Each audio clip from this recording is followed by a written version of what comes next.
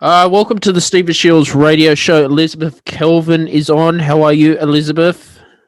I'm well, thank you. It's good. Cold, but well.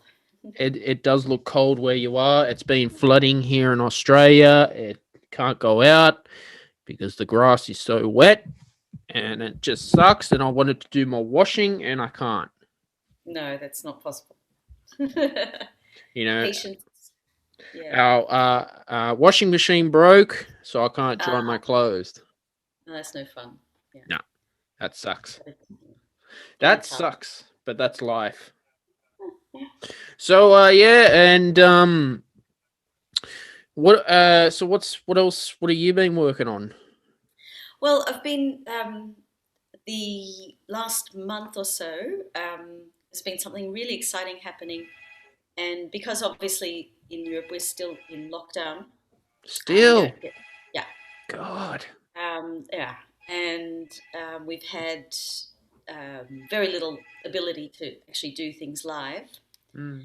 And so, but what's happened just recently is there's been a graphic score exhibition, and which I was part of, and they had a real exhibition in a gallery. This is in Budapest, and then they had very small, short concerts that they performed the graphic scores in the gallery, but for an audience of like maybe five or six, and they just did it as a series. But they also obviously they put those recordings on YouTube and you can see them and listen to them.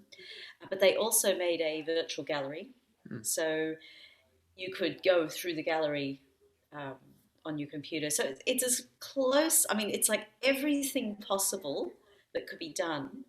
And the musicians that performed, I thought my piece was wonderful the way they did it. They captured the piece. It's called Breathe Into It, Mm-hmm. and it was a part of a series one and two. And it's just an ink drawing. You can see it on my website, and but they captured it so well with saxophone and electronics. Wow. And so you can walk through this gallery and you can listen to the music, and so that's where the state of things are here at the moment. It was very exciting to be part of it because it was a community of musicians that I hadn't and composers that I hadn't met before. Mm. So that was, and they're from all over the world. So that was a really lovely experience. Mm. But at the same time, it's frustrating because you can't be there. Mm-hmm. You know. But that's kind of how we get working around things. And yeah, a couple of things like that have been going online. Mostly everything has been going online. I've got another a performance next month where I'm doing some art and music combinations of things. And again, it's performed in a space, a really beautiful space that I love performing in and I do regularly. Mm-hmm. And but it's going to be just the person operating the video, and then it goes live stream. Cool. So yeah, again, frustrating because the energy of an audience is really really important, and the energy of somebody standing in front of your artwork and just gazing at it, and then a question kind of you see their face and their body kind of the question kind of comes out of their being, and then when they ask it, it just feels so good because you get the energy, that physical energy, that visceral experience. But yeah, we're making the most of things. It's a really busy time at the moment because people have also decided, people are accepting that we're going to be in lockdown in some form for a long time, and we're all hoping that we can start performing properly with an audience sometime maybe in the summer, late summer, or into the autumn. But the big problem is that as we keep getting more vaccinations, it's really slow, but the cases are rising. They Mm. keep rising. And this of the coronavirus, now known as SARS-CoV-2, Mm. So this is a problem. We're chasing it. Yeah, vaccines been rolled out in Australia, but apparently some European countries don't want the AstraZeneca. Yeah, they've been doing some studies because it caused some deaths, or supposedly was connected to a couple of people dying in Austria and other places. But even though the first case they found was in Austria, Austria didn't shut down the AstraZeneca vaccinations, which is in some ways really good. Mm-hmm. So it's not. I mean, it's highly unlikely that the vaccine caused these problems. I think that compared to the disease, and it's probably better to keep it going. Mm-hmm. But there's also the the side thought that we don't know necessarily whether the government actually didn't have the vaccine and just said, oh well, let's just stop it Mm. and say we'll do more study because they've run out of the actual vaccine, because there are a lot of countries that aren't getting it. So yeah, das ist ein Thema, as they say Mm-hmm. here. It's just a running theme for everybody. Mm-hmm. But yeah, so that's all part of that. I've been given my first shot of the How'd you feel AstraZeneca. after your first shot? Absolutely fine. Mm-hmm. So that was good. Maybe a little bit tired, but other than that, that's great. So the next one will probably come in June. So I Mm-hmm. think they're waiting 12 weeks before the booster. From what I've heard, though, that once you get it, once you get the shot, you're okay. The booster's just to make it stronger. So once you get the vaccination, you're actually okay. Yeah, there's After so much lies out there on the TV, Elizabeth. yeah, So you got it already. yeah. Part of my because I work with children Mm-hmm. in Austria, we had to get it, Mm-hmm.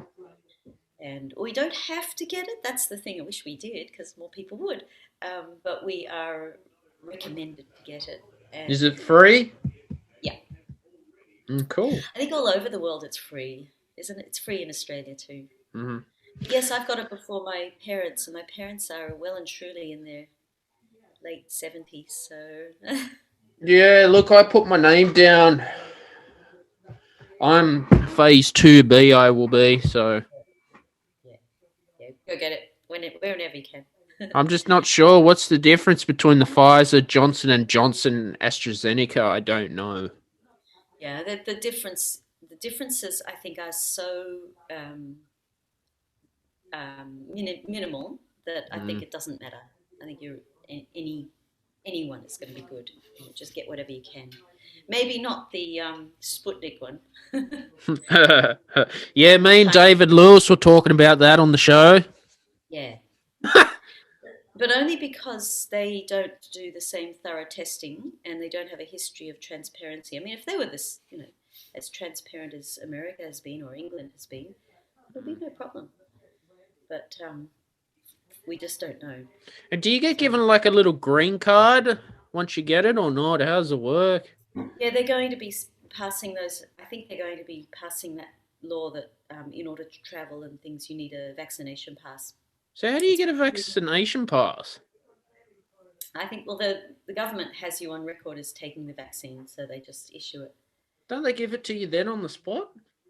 No, they didn't. But that was because it hasn't been. It's still being floated, the idea, Oh, and it's an idea. Yeah, yeah. They can't force you to have it. They make it hard no, for you to travel, and especially if you're a musician. exactly, exactly. Yeah. So Ah. yes, but oh gosh, yeah, just Vienna is so central to different places in the world, and it's such a fantastic place to as a base to travel. And I'm just itching to travel, and of course, not even to Salzburg or somewhere else in Austria right now is possible. It's possible, but I'm not taking the risk. I'm not going to do that. And for other people, because it's just and it's also expensive right now to travel because it's I wouldn't be everything is so traveling at all. yeah. So that's I mean, gosh, spring's coming around the corner, and Paris is just a beautiful place in spring. I've got people that I want to meet in Slovenia and in Croatia, and it's so easy to get there. You know, Mm. it's just a train trip. It's just done, and you go anywhere basically in Europe for a weekend if you want to, or a few days. You know, and from Vienna, and so it's just frustrating Mm. that that we can't do this. But just hold tight and wait, and see how we go. Because yeah, it's a great city for being around Europe, being Mhm. able to be around Europe. But yeah, meanwhile, we're also getting going through a project that is we're not performing it till February, but it's very exciting. It's the Weber's a Weber opera, but it's set in a contemporary kind of sort of more contemporary situation, and the music is being treated differently as well. So we have, instead of an orchestra, we have a pared down ensemble, Oh, and cool. then we're going to have some of the music coming through, but in between it, we're going to be doing some other music, some Mhm. contemporary music, and some improvisation. So during, for instance, the recitative sections, we might do some improvisation. Um, yeah, and that's a really exciting project, Mhm. particularly in Austria, because the Weber's this opera Der Freischütz is it's one close to their heart. And when you hear the melodies, of course, you probably know the opera. Mhm. It's just like, oh my gosh, I've heard those melodies in everywhere. It's the sort of it's the standard kind of traditional kind of folk song almost. But with with a modern twist, it should be quite exciting. That's not till February, but we're planning it now as if it will be in February, because it's a big performance, or 10 series of 10 performances in Graz, and so it should be really exciting when it happens. So, But so what instruments are you playing in it? I'm going to be playing clarinet and saxophone, Yep. and bass clarinet, Mhm. and we have a piano, um, or keyboard, and also electronic sounds. So pretty much that will make up the orchestra. Mhm. And then we have one singer, even though it's an opera, we're going to be using one singer. And then lots of cool effects and Mhm. staging and costumes. Part of the performance is that everybody is on stage. So it's a bit like, looking at the process as well as the result by putting everybody on stage, which to me is very part of what I like to do, is to show the process, show the Mhm. working out. And so, yeah, that we'll see. We hope that it's all going to work and we can perform this in front of a live audience in February. And then there's also in this that's next year, but this September I've been invited to write a piece that combines art and music for an Austrian improvising ensemble, and so they do half written, half improvised. It's a kind of a big mix, and so hopefully that all works in September. That's right on the edge of whether we're going to have live or not. Mhm. But the idea will be that I produce very large sculptures made out of recycled material that will be placed around the stage and the audience, because just a one flat room, Mhm. and then the audience will be given little markers or little indication, um, like postcards, I suppose, and they'll be able to interact with the musicians as well. And so there's going to be a little bit of movement with the musicians, and a little bit with the audience, possibly moving the actual sculptures. And they'll be using the sculptures as resonating cavities as well. So the instruments will be sounding different in different positions. And yeah, that's really exciting a big project. But yeah, September is um, quite close. So just hoping that it does work. Mm-hmm. All No, these things are pending, pending, pending. mm, Um, that's yeah. No, it's good that you got a project on the way. I guess. hmm. Awesome. It's a lot of fun. It's what's exciting now is that lately the things that I've been working on have been combining, which is what I've always wanted to do, is combine art and music with Mm, theatre.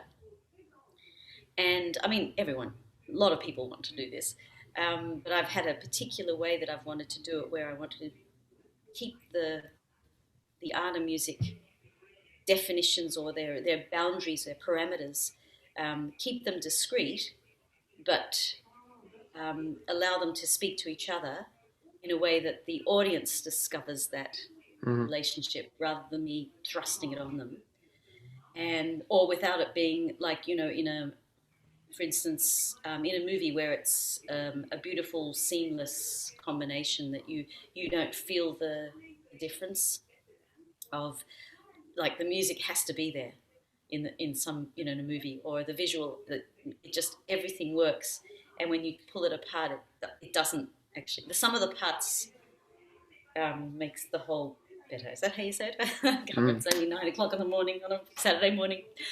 Um, but so for me, it's been like I've wanted a more like molecular gastronomy, where things have been pulled apart and made into little sections, and then the audience takes their way around the different things.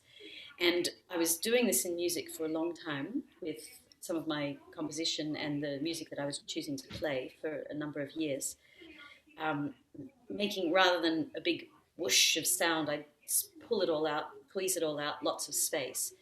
And then I thought, well, what's the logical extension to this? Add more stuff. mm, So add more art, add more speaking, add more text, and then pull that apart. So you've got this massive kind of like a dough that starts to get the holes in it, and you see what's underneath the dough, or curtains being parted, but there's another curtain and another curtain. um, that kind of sounds sensual, I suppose, mm, and organic. And so, yeah, and so through that, I've been discovering more and more connections that I find fascinating between art and music. And because I'm very interested in the audience's participation, I'm not really interested in their whether they like or don't like it. So I'm not making something that I think, oh, they'll love this. I'm not doing it from that perspective, but I'm doing it from the perspective of, obviously, what do I want to hear and see and feel and sense, but also with the perspective that humans love connections. So if I can do anything to give them a moment where they have a connection between one thing and another, I feel like I've done something worthwhile. So, but there's no way that you can put the most simplest connection. You can put a minor chord next to a really sad face, and people associate minor with sad often. But there will be plenty of people who will have no idea what you're talking about. They will not make, and that's like such for us as musicians. That's such an obvious thing. Or you hear the diminished rapid, diminished arpeggiated chord, and there's danger ahead. mm, But for some people, even if they've heard that in cartoons through to you know um, contemporary movies, they still won't make that connection. It may go in, but it doesn't come through as a conscious understanding or an appreciation of historically why that happened. So I think that's all very interesting too. And just as a little sideline, it just reminded me of the diminished arpeggiation.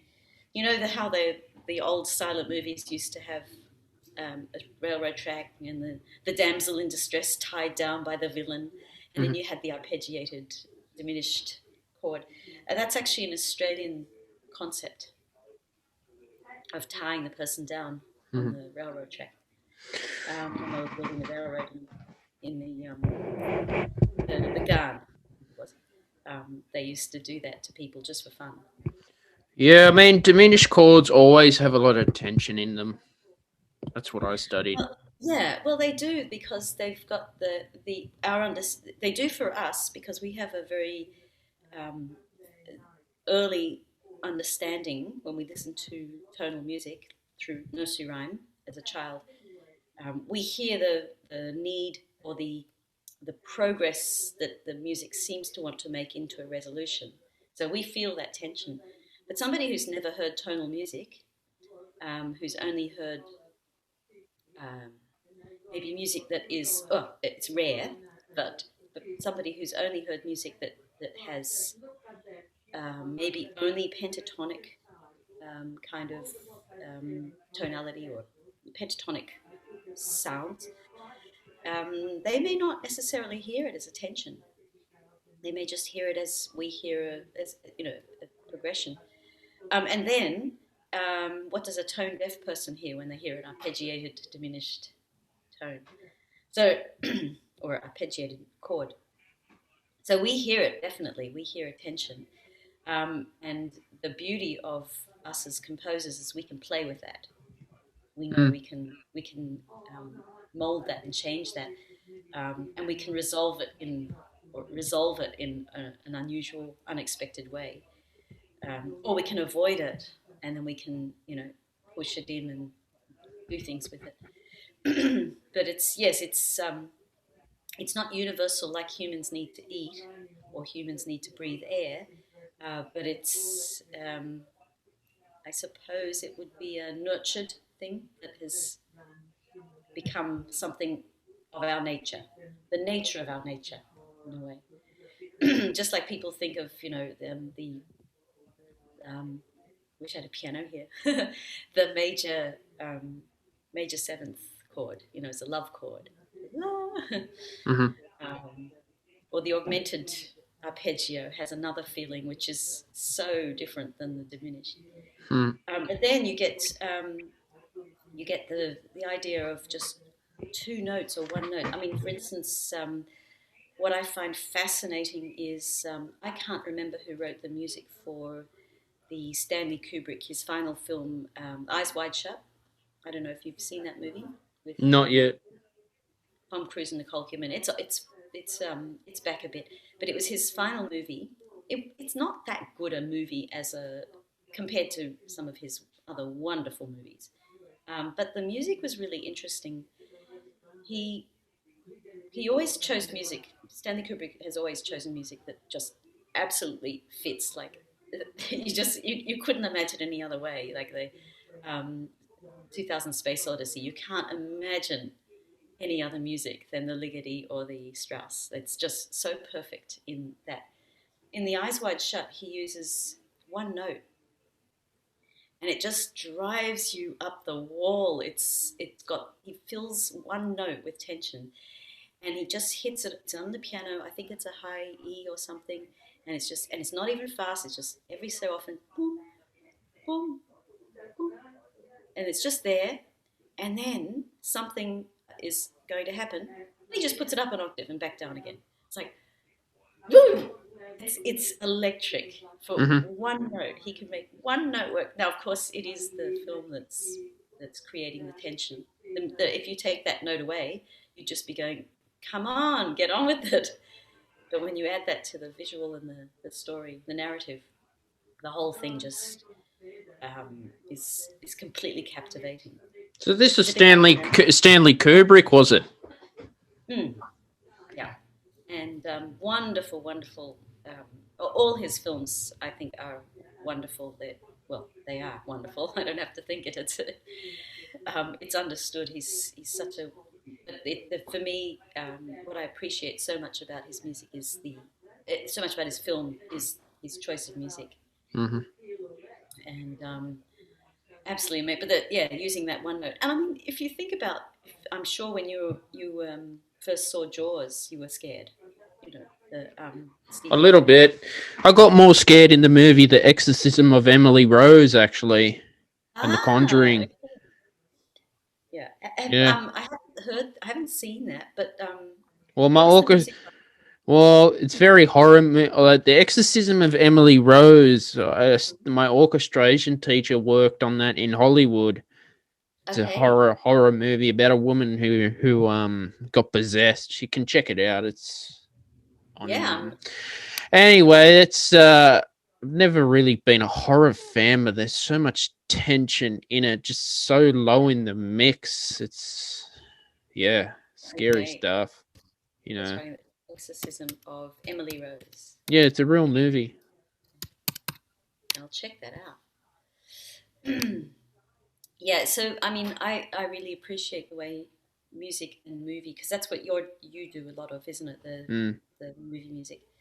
Um, and what is your approach to it? Do you like the idea that do you work with the music as something that is becomes kind of invisible, or do you work with the music in a way, or with the film, that the music becomes um, the enhancer of something? The And how music is becomes the enhancer of something, and on the film, on the picture as well. mhm. On So do on you get on the film, yeah. do you get a film and then you work with the sound after you've seen the visual, I presume, Mm. work. I always And do a do you ever have, spotting session first yeah, to decide. Okay, is it a comedy or is it a animation? Is it a horror? mm, Is it a kids? yeah, I get my idea. Okay. makes a big difference, I suppose, the difference between genre. Mm. But do you ever have two particular possibilities and you can't decide which one you're going to make? I have, but sometimes I got to go with my gut instinct.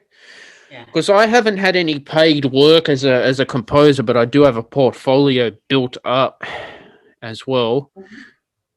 So it's been excellent to experiment and try new stuff out. Yeah. Have you ever made your own films?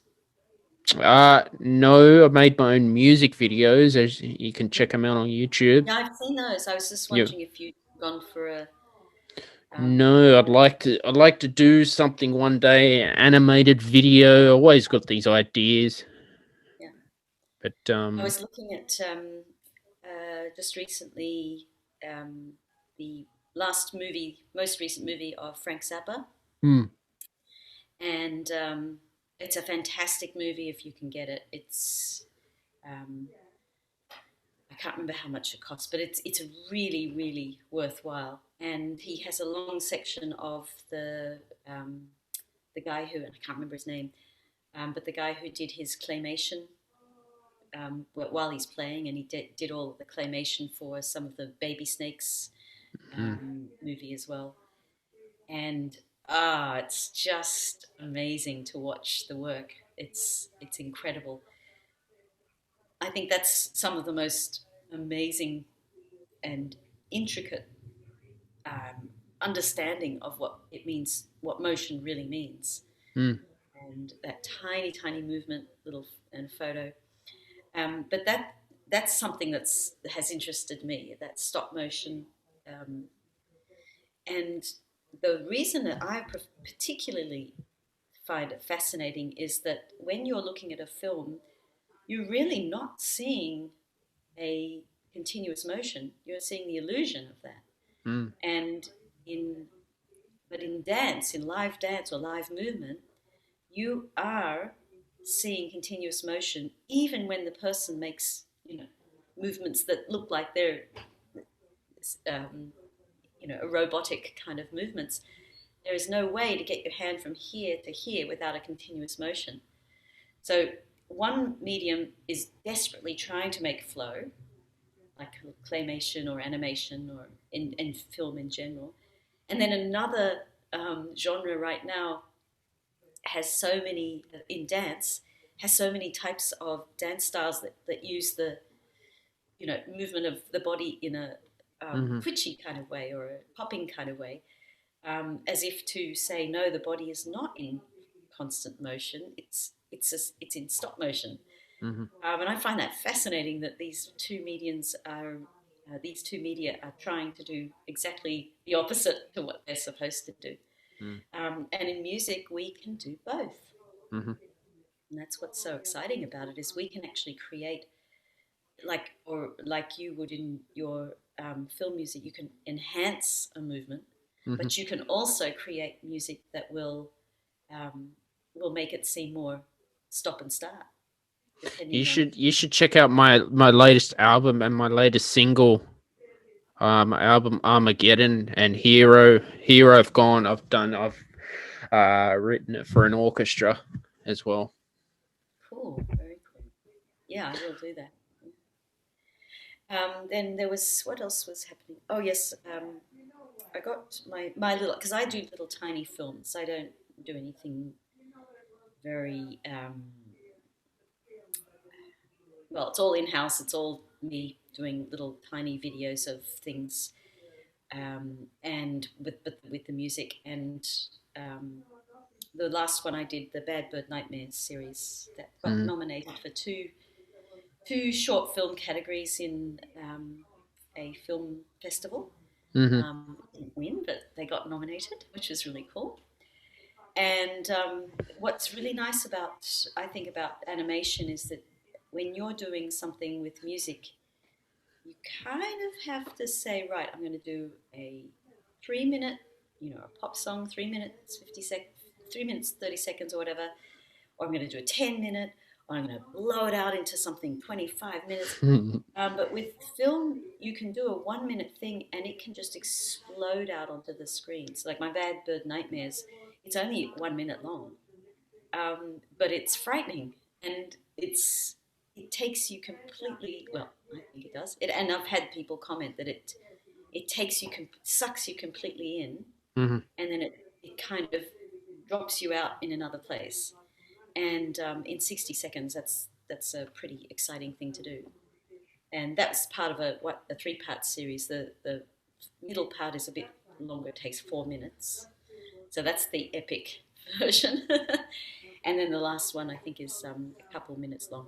Mm-hmm. But yeah, you can check that out on YouTube, Bad Bird Nightmares, and because it's all there.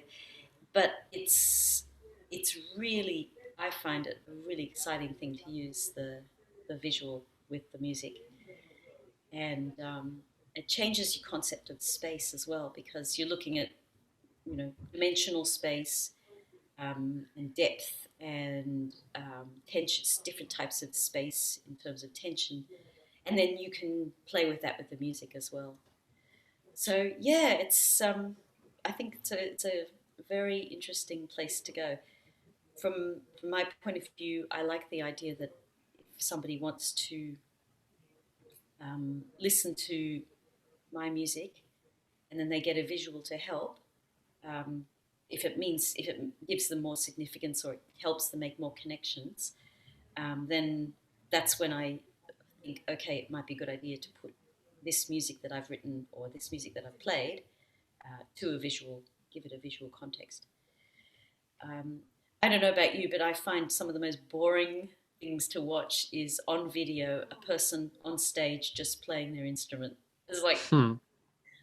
it's just I'm so done with that. Hmm. And at first, when people started, making their videos all zoopy and changing things and or adding, inserts and because they could, because iMovie would let you do it, I thought, oh, that's just so. That's really trashing the whole purity of the music or the whole concept of concentrating on this complex music. But now I think go for it. The more drippy and oozy and whatever you can do your visuals, to me, is go for it. And so that's been the part of the concept that I've worked with in my little videos as well, is trying to get uh, just push the boundaries of the the sound so that it's almost like you're being distracted by the visuals as opposed to the music enhancing the visuals.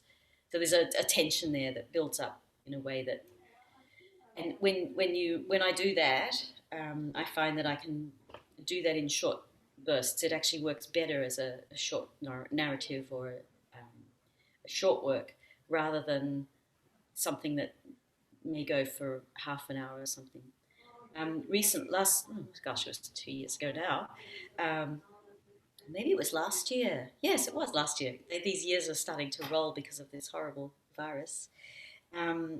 My improvising ensemble, free improv ensemble, Gentle Inquiry, performed a piece, or basically it was a half hour of performance.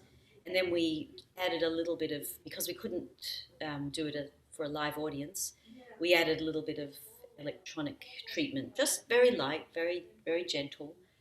And then I added a video to it. And the video is not particularly, it's more like a music video. It's not particularly dynamic, I suppose. It's more about the just watching the experience rather than kind of getting involved with the experience. But the music was really fun. The theme was, again, it was along the Breathe Into It series, but it was just called Breathe, Oxygen is Sexy. And it was just done before the coronavirus hit. And then we produced it, and then it was ready for I think it was last April or May. And that's on YouTube as well. And the whole sound is just out there. It doesn't give you any time, or it doesn't give you any particular focus. The music kind of fades in and out, kind of like breathing. You don't notice it.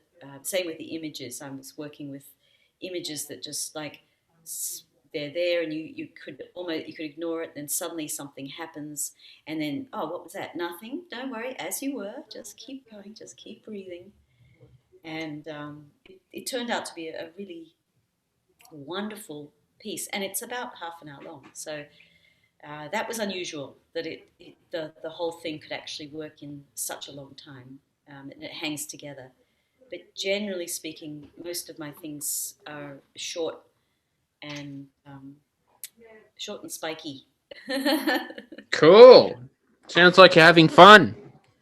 Yeah, it's good. It's again, it's always a struggle, isn't it, to be an artist or a musician and try and get people to pay for your work. That's the big journey that we have to keep making. There are a lot of people who will try and scam you, as you probably already discovered. Mm-hmm. And then a lot of people who will say they're giving you an opportunity, and then it's not an opportunity. I just read recently, it was not to do with composition, but it was so typical of what happens all over the world. But in Australia, I particularly resonated with me. Somebody was putting up on one of those Facebook groups on music and music teaching, and in Australia, somebody put up a little ad saying, "Oh, wanted teacher, clarinet teacher, or woodwind teacher, $30 an hour." Mm-hmm. And it's like, what is that? I mean, that is just so degrading. I mean, there's money involved, yes, and it's better maybe than, flipping hamburgers or babysitting or, apprentice mechanic. But hello, imagine, the amount of money and time that you've spent as a musician and you've spent on your lessons, even as a beginner, you were probably paying more than 30 for your lessons. And here they are asking a professional teacher to teach for $30 an hour. That's something that I charge, or not an hour, I charge that half an hour. Exactly, at least. I mean, when I was living in Australia up to 2015, when we moved to Vienna, but I was charging, depending on the type of group, even I'd be easily charging 150 just for a tutorial at least. And private lessons were never less than $75 an hour. It's just, you'd never do that. It's just, why would you bother? It's too much work. Trouble is, at the moment, the demand's not there for music lessons, but it'll pick up soon. Yeah. At the moment, And with Zoom is very hard. Online is very hard to give lessons too. with my company, I'm still experimenting what's working and what's not. Yeah, there are lots of different approaches, but I think the most important, from what I remember, I mean, I don't do much teaching anymore. It's more, luckily, in some ways, because I did it for many years, and I'm happy not to do it. Mm-hmm. Um, the the most important thing is the word of mouth. I mean, that's just everything, Mm-hmm. and that may not be the everything for as a composer, or although it's important too. It's just people talking about your work, you know, Mm-hmm. and oh, they're a great teacher. They're a great teacher. Go to them. That's the that to me was like 95% of my my work was from references from other people. Hearing. How many students were you getting? Were you busy? Yeah, at one point I had, for a number of years, I had between 40 and 60 students. Shit, that's So I a was lot. teaching privately. And then when I was working at the um, Tasmanian Conservatorium, I had about, quite a lot actually. I had 14 students, but that's, when you have that, you're also doing seminars with them and workshops with them, and you see them, maybe, well, you certainly see them an hour a week, but you also see them with other things. So I had about 14 plus another maybe 20 little private primary or high school level students. But yeah, what's interesting is that when I moved from, lived in Tamworth for a number of years, never had a problem getting students. It was just people were just racing to them, because a lot of people in Tamworth, I'm not saying it's happening now, or any other country town, a lot of people weren't really qualified to teach, but they'd been doing it because they played the instrument for so many years, and that was their understanding that if I love my instrument, I've been doing it for 30 years, I might as well, Mm. share this with the young ones, giving them shockingly bad habits. Of course, I'm not saying any names, or I'm not. It's just a general thing that you've probably encountered yourself.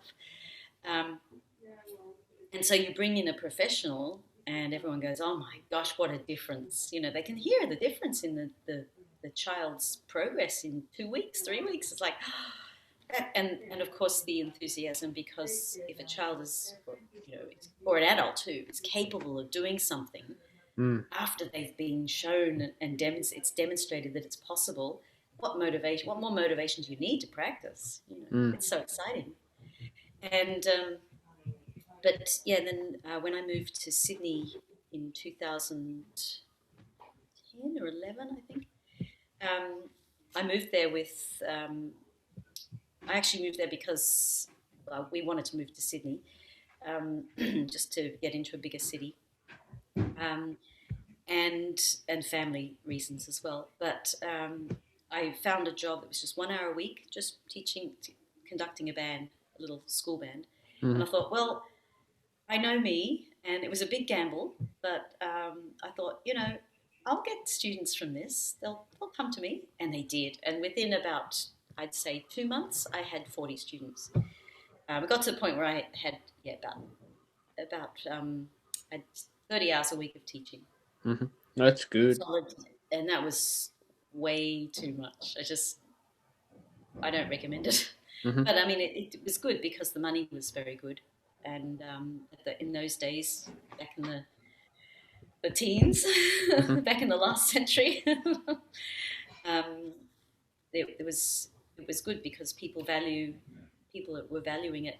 I think things had changed because now a lot of people think that if you go online, you can get online lessons for free, and you can look up things on the internet, and you can find stuff out. And probably, I hate to say it, but I think it's true. I think that people are able to get a lot from the internet. Mm-hmm. I mean, if I wanted to pick up the trombone or the euphonium or something, I wouldn't have to go. I mean, I know I've got music background, but or pick up the harp. I could go and just look on YouTube and get my harp and buy a harp online, get my little lesson online, maybe talk to a few harpists, join a Facebook group and say, hey, I've got a harp, can you help me with this? It's possible. It's such a, it's, it's completely possible. Mm. So that's the problem. That's the thing that as a private music teacher, that's what you're going to be fighting against.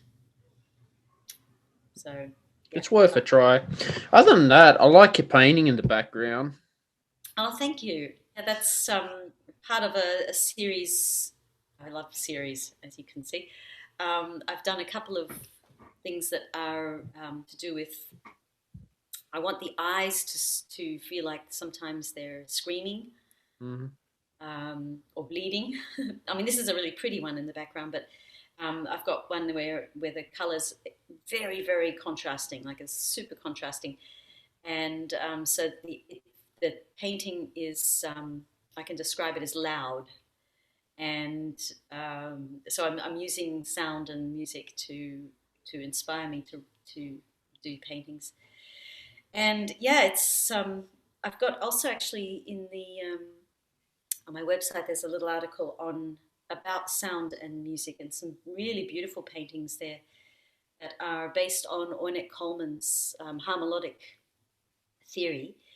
And you're familiar with Ornette Coleman, I'm sure. And he had this idea of chords.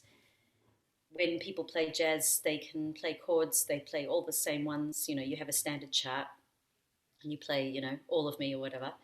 But his concept was that these chords can progress in the fashion that they're all happening at the same time, or all happening, and everyone's getting the same chords, the same chart.